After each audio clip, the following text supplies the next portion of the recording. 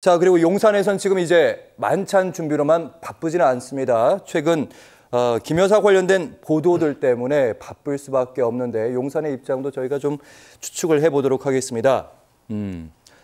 도이치모터스 주가 조작에 관한 얘기입니다. 지난 7월에 이종호 전 블랙펄 인베스트먼트 대표 주가 조작에 도이치의 주범으로 알려지고 있죠. 도이치모터스 사건 너무 오래된 일이라서 김 여사 연락처도 모른다. 김 여사와 결혼한 후에 연락한 적이 없다. 이렇게 단언코 얘기했습니다. 그런데 서울중앙지검에서 도이치모터스 주가 조작 검찰 수사가 본격화되던 시점이 2020년 9월인데 이때 김 여사와 이종호 씨 간에 40차례 전화 그리고 문자가 오갔다. 그리고 통신 내역으로 확인이 됐다. 이렇게 보도가 여러 곳에서 나왔습니다. 대통령실도 오래전에 연락이 끊겼다고 이렇게 확인해 줬었는데 오래전이라는 게 2020년 4년 전인가 이런 질문은 바로 나오는 것 같아요. 저는 뭐 연락이 끊긴 것 같지는 않고요. 예. 이종호 대표가 검찰에서 진술한 것이 도이치모터스 권오수 회장한테 김건희 여사 전화니까 받아라 이렇게 연락이 와서 이제 통화하기 시작했다는 거예요. 2020년도에. 네. 근데 그거는 제가 보기에는 오래전에 연락이 끊겼다. 혹은 모른다 했던 거에 대한 일종의 이제 알리바이인 것 같고요. 연락을 이제 편하게 할 수 있는 사이였던 것은 맞는 것으로 추측이 돼요. 예측이 되고.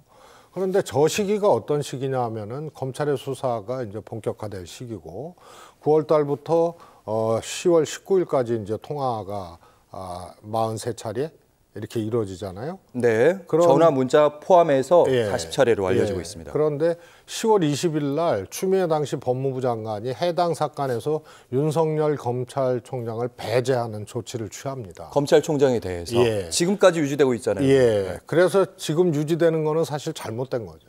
그때 검찰총장의 부인의 주가 조작 사건이니까 거기서 배제를 한 건데 지금까지 그걸 배제의 명분으로 지금 삼아서 이전에 이원석 검찰총장 수사가는데 김 여사가 이제 그 경호처 부속 건물로 검사들이 가서 예. 휴대폰 맡기고 조사했잖아요. 예. 그걸 보고 안 하고 총장한테 간 게 이거는 배제 대상이라 그러는데 그 배제했던 거는 당시 부부였기 때문에 배제를 했던 거고 그 이원석 총장은 배제할 이유가 없지 않습니까? 아무튼 예. 그런 건데 10월 20일 날 배제됐어요. 그 하루 전까지 통화를 했다는 얘기거든요. 그것도 무려 40차례 통화를 한 거죠. 그래서 전혀 연락이 끊긴 상태고 이 주가 조작 관련돼 갖고는 서로 의견을 교환하거나 혹은 주고받을 일이 없었다. 오래전에 연락이 끊겼기 때문에 이런 게 다 무색해지는 거죠. 그럼 저 사건을 보면요 아주 명료해요. 간단해요. 대통령 지금 윤석열 대통령이 저거 그 전에 뭐라 그랬죠? 이거는 우리 와이프가 김 여사를 의미하는 거죠. 이거는 계좌를 맡겼다가 손해 본 거다, 손실 본 거다. 대선 후보 때 그 얘기했던 걸로 기억나는데. 예. 그리고 그 전에 거래했던 거하고는 손절했다. 그런데 이게 2차 주가 조작이 일어나는데 그 이후에도 이 관련 사건과 관련돼서 이 거래를 그렇죠. 했다는 것이 2차 주가 입증이 조작에도. 됐고 예. 김건희 여사 모녀가 23억의 차익을 얻었다는 거예요. 근데 이번에 항소심에서 전주로 유죄 판결을 받은 분은 1억을 손실을 봤던 분이고 그분은 주가 조작 공모가 아니고 이 시세 조정 검찰에서 1차 공모 혐의로 했다가 이게 무죄가 났어요. 그래갖고 검찰이 공소장을 변경을 해요. 예. 변경을 해서 이거는 시세 조정에 직접 가담한 것이 아니고 방조를 했다. 알면서 자기 계좌를 빌려줬다. 그런데 이게 유죄가 났거든요. 그러면 이제 김 여사는 어떡하냐? 김 여사는 사실 통정매매 정황이라든가 이런 것들이 있고 수익을 23억 받고 유죄 판결 받은 손 씨는 마이너스 1억 손실을 받고 그다음에 그 거래도를 보면은요 주포라고 하는 분하고 김 여사는 다 관계가 있어요. 근데 손모 씨 이번에 유죄 판결 받은 전주는 이 시세 조정 가담자 중에 한 명하고만 관계가 있고 연락을 주고받은 거죠. 예. 네. 그래서 전체적인 정황으로 봤을 때 김 여사는 방조 정도가 아니고 사실상 이 시세 조정, 주가 조작의 주요 역할을 한 걸로, 공모한 걸로 여겨질 정도로 정황들이 쭉 나와 있고, 예. 판결문에도 이제 그런 것들이 나와 있죠. 네, 그래서 이거는 거짓말로 시작하다가 지금 거의 뭐라 그럴까요? 덩굴째 지금 실상이 이렇게 밝혀지는 과정이다, 이렇게 보고 싶습니다. 네, 방금 여러 가지 질문해 주셨는데 또 제기되는 질문도 많습니다. 여러 가지 특히 뭐 항소심 그 판결문에도 김 여사 이름이 한 87번쯤 나오고 있고 질문들이 그럼 이제 검찰이 이제 어떤 판단을 할 것인가 이 질문이 남은 것 같아요. 근데 검찰의 입장은 이런 것 같습니다. 그러니까 아까 그 손모 씨 유죄 판결 받았다는 그분은 이제 직접 연락한 흔적은 있는데 이 김 여사 쪽은 흔적이 없다. 네. 그래서 기소를 해야 되는지 말아야 되는지 그 부분에 대해서 망설이고 있는 것 같은 느낌. 흔적이 다 나오잖아요.